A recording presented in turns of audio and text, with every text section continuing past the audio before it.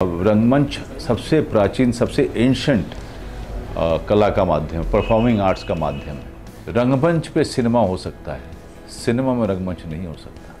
ये रंगमंच की अपनी बड़ी खूबी है। अगर सिनेमा में रंगमंच होगा तो बिगड़ जाएगा। और जो ठोस कलाकार होता है वो किसी भी परिस्थिति में, किसी भी समय में, किसी भी माध्यम पे वो अपने काम को बदल देता है और उसमें अच्छा करता है।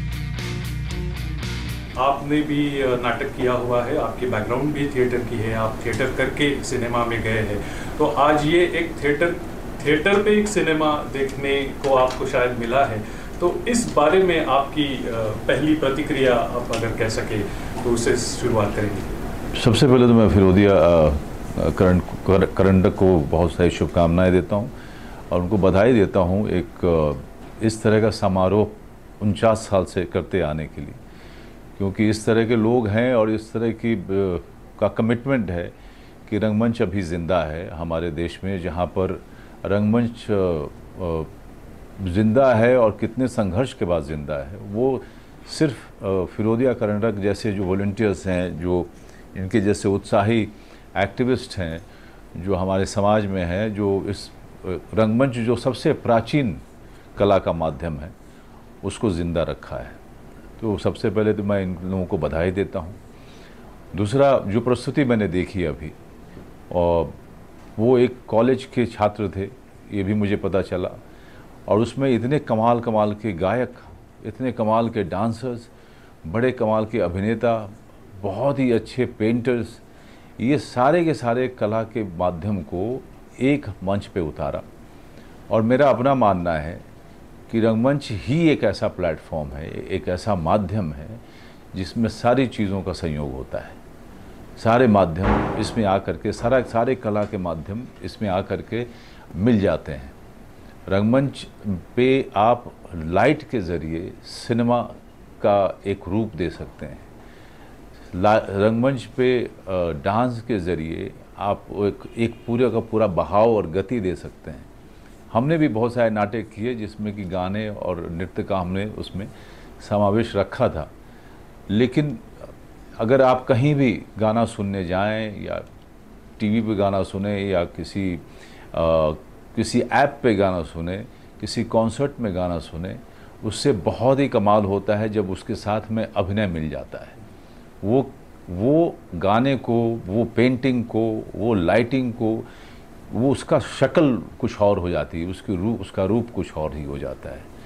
तो रंगमंच पे सिनेमा हो सकता है, सिनेमा में रंगमंच नहीं हो सकता। ये रंगमंच की अपनी बड़ी खूबी है। अगर सिनेमा में रंगमंच होगा तो बिगड़ जाएगा, लेकिन रंगमंच पे सिनेमा होगा तो खिल जाएगा। सर, ये एक प्रतियोगिता ऐसी है जो भारत में कहीं इस फॉर्मेट पे नहीं होती। प्रतियोगिता बहुत होती है लेकिन ये एक ही होती है। तो आपको क्या लगता है कि ये प्रतियोगिता बाकी प्रांतों में जाके कुछ फर्क पड़ सकता है, क्या हो सकता है? मैं तो चाहूँगा कि फिरोदिया करंडक जैसे संस्थाएं और ऐसे कमिटेड वॉलंटियर्स पूरे राज्य में हो, हर राज्य में हो, क्योंकि मेरी अपनी दिली इच्छा है कि हमारे भारतवर्ष में, हमारे हिंदुस्तान में कॉलेज में, स्कूल में ये सारी कलाएं पढ़ाई जाएं।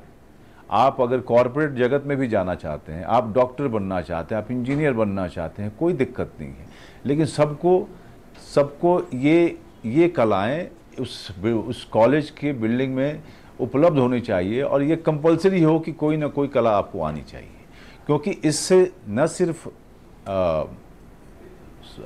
व्यक्ति का पूरा एक ऑलराउंड डेवलपमेंट होता है, बल्कि वो एक अच्छा इंसान बनता है। और जब अच्छा इंसान जब बनता है तो एक अच्छा समाज बनता है। तो ज़रूरी है, क्योंकि कला का काम वही है, कला का काम सबसे बड़ा काम है कि आपको एक अच्छा इंसान बनाना। और कला से ज़्यादा इस तरफ सेवा जो है ह्यूमैनिटी की और कोई करता नहीं है।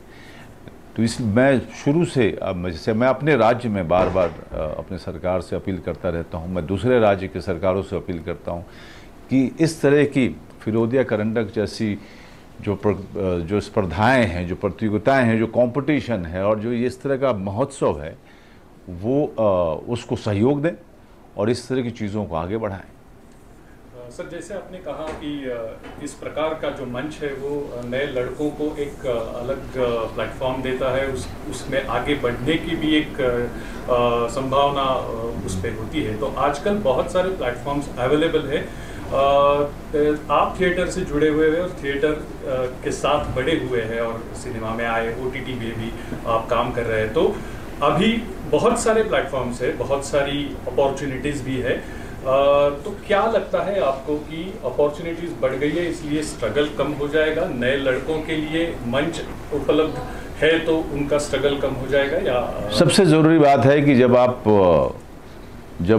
कलाकार हैं और कलाकार बनना चाहते हैं और एक प्रोफेशनल बनना चाहते हैं, तो बिना ये सोचे हुए कि आपके सामने टीवी है, OTT है, बहुत सारे ऐप हैं, रील्स हैं, सिनेमा है, इन सब पे ध्यान देना छोड़ के कम से कम 2 से 3 साल समर्पित कीजिए काम सीखने में।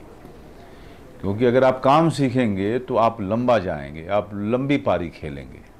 लेकिन अगर शुरू में ही अगर थोड़ा बहुत अच्छा काम करते हैं, कम उम्र में अगर आप उस तरह के कंपटीशन में जाएंगे, उस तरह के प्रोफेशनल वर्ल्ड में जाएंगे, तब आपका एज या आप वहाँ पर लंबा नहीं टिक पाएंगे।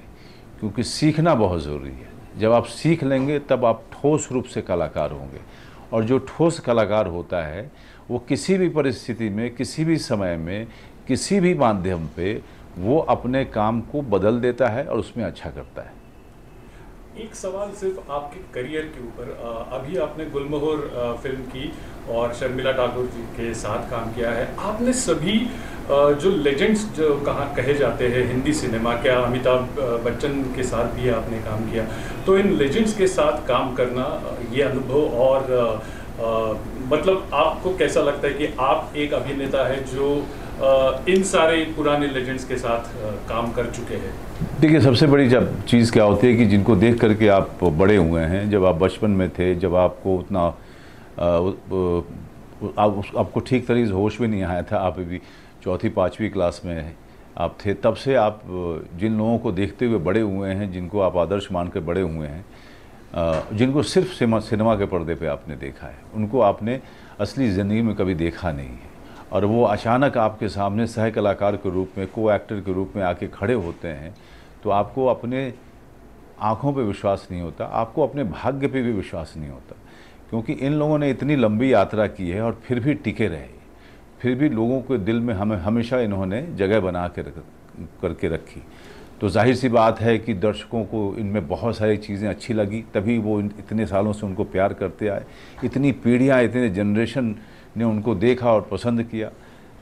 तो हमारे लिए सीखने के लिए बहुत कुछ होता है इन लोगों के अनुशासन से, इनके डिसिप्लिन से, इनके अपने काम से, और जिस तरह से ये मेहनत करते हैं इस उम्र में भी, उस जज्बे को देख कर बहुत कुछ सीखने को मिलता है।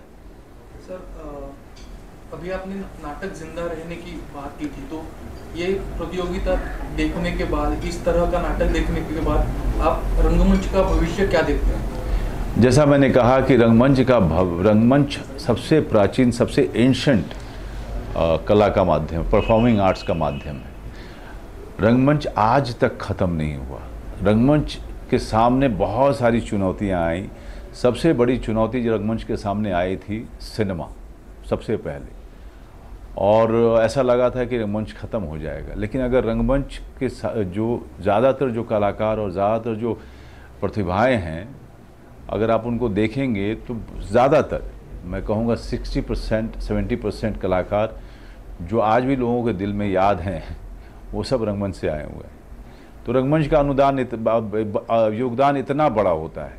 रंगमंच, फिर टीवी का अटैक हुआ। टीवी जब आया तो वो इतना बड़ा चैलेंज था।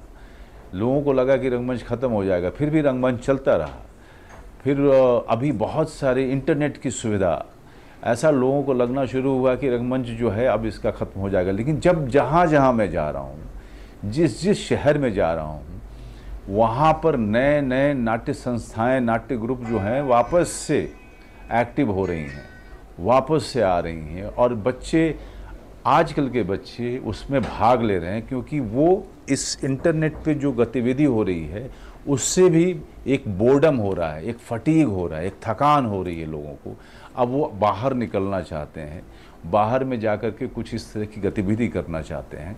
जैसे कि आपने अभी देखा, जो फिरोदिया करंडक के माध्यम से जो आप देख रहे हैं, ये अपने आप में साइन है कि जो युवा वर्ग है वो अब रंगमंच की तरफ इसलिए जा रहा है क्योंकि वो बाकी सारे वो बहुत सारे देख चुका है। अब वो ज़मीन पर जाना चाहता है और ख़ुद अनुभव लेना चाहता है, खुद को उस अनुशासन में डालना चाहता है, खुद को वो लोगों के सामने अब इस रंगमंच के माध्यम से पेश करना चाहता है। तो इंटरनेट जो चैलेंज पेश किया है वो धीरे धीरे लोगों में जब थकान आएगी तो वापस से रंगमंच को आप खिलता हुआ देखेंगे। सर, एक ही आखिरी सवाल, आपके बहुत सारे प्रोजेक्ट्स आते रहते हैं। आपने वासेपुर में गैंगस्टर की भी भूमिका की, फिर शूल में, मतलब पहले शूल में किया, लेकिन इंस्पेक्टर भी आपने किया है। तो ये एक बहुत सारी विविधता है आपकी, और चरित्र अभिनेता के दौर से के रूप में भी आप आगे आए हैं। तो हम आपको अगले कुछ सालों में कौन सी भूमिका में देख पाएंगे? अभी गुलमोहर आई है, गुलमोहर हॉटस्टार पे बहुत बढ़िया कर रही है, क्योंकि ऐसा लगता है जैसे कि पूरे देश के परिवारों ने ये ठान लिया है कि वो खुद ना सिर्फ खुद देखेंगे बल्कि सारे परिवार के लोगों को दिखाएंगे। तो गुलमोहर बहुत अच्छा जा रही है, बहुत अच्छी जा रही है और हम सब बहुत खुश हैं। शर्मिला टैगोर जी बहुत खुश हैं और वो कह भी रही थी कि ये 12 साल के बाद मैं वापस आई और मेरी इस उम्र में इस तरह का प्यार मिलना मुझे बहुत ज़्यादा इमोशनल कर रहा है। तो मैं उनकी तरफ से आप सारे दर्शकों को बहुत सारा धन्यवाद कहना चाहता हूँ, ये शर्मिला टैगोर जी की तरफ से और हमारी पूरे गुलमोहर की टीम की तरफ से, कि उन्होंने इस तरह के एक नए तरीके की पारिवारिक फिल्म को, फैमिली फिल्म को इतना बड़ा बना दिया, जैसे कि ये 400-500 करोड़ की फिल्म हो। तो उसके लिए बहुत बहुत धन्यवाद। आगे आने वाली फिल्म है, उसका नाम है बंदा, जो जी स्टूडियो और विनोद भानुशाली ने प्रोड्यूस किया है। एक नया डायरेक्टर है अपूर्व सिंकार की, बहुत ही ब्रिलियंट डायरेक्टर है, जैसे कि गुलमोहर के डायरेक्टर की पहली फिल्म थी राहुल चिटेला की, वैसे ही बंदा के जो डायरेक्टर हैं उनकी ये फिल्म पहली है और ये एक सच्ची घटना पर आधारित है। एक वकील की कहानी है जिसमें मैं वकील की भूमिका कर रहा हूँ कि वो सत्य के लिए कैसे लड़ाई लड़ता है। तो उसमें आप एक मुझे अलग तरीके के किरदार में देखेंगे। शायद एक बहुत साल पहले मुंबई शहर में मैंने एक सीरियल किया था टीवी पे जिसका नाम था स्वाभिमान, उसमें मैं वकील की भूमिका मैंने की थी। आज इतने सालों के बाद मैं वापस आपको कोर्ट में खड़ा दिखूंगा, एक नए रूप में, एक नए चरित्र में, एक नई कहानी में। तो आप उसका इंतज़ार कीजिएगा और मैं चाहूँगा कि सब लोग, अगर हम इसे थिएटर में रिलीज़ करेंगे तो आप लोग ज़रूर थिएटर जाइए, क्योंकि कहानी जब अच्छी हो और आप परिवार के साथ थिएटर में जाके देखेंगे तो यकीन मानिए वो जो बहुत ही महंगे जो वहाँ पे चिप्स और पानी की बोतल मिलती हैं वो उसको खरीदने का भी मन नहीं करेगा आपको, क्योंकि कहानी में जो स्वाद आएगा वो उन सब चीज़ों में नहीं आएगा।